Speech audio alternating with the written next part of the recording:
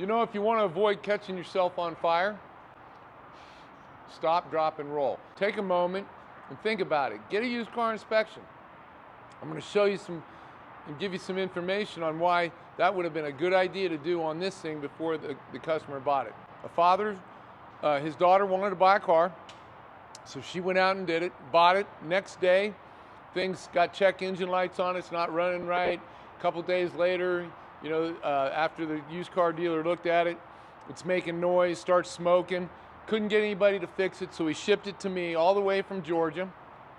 He follows me on TikTok and he really likes us, so I'm honored by that, and I want to make sure he gets good service.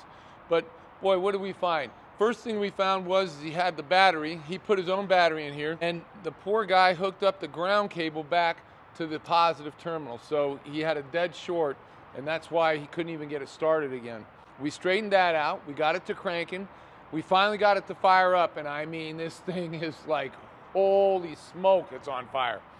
Pulled the spark plugs out of it. Of course, they're looking exactly like you'd think they were. We bore scoped the holes. They're full of oil. So what we're going to do now is we're going to take a step back. We know that we have a turbo from the smoke. We know that we got a turbo that is just junk. Not uncommon on this brand of car. But what we want to do before we just sell him a turbo is we want to make sure the engine is in good condition. We're going to pop the valve cover off, look at the timing chains, we'll run a compression test. If it's all good, we'll seal up the valve cover, put some new plugs in it, sell him a turbo, clean all the oil out of the intake and everything, drive it, you should be good to go. Don't go spend your money on a used car till you have your mechanic look it over for you. Please.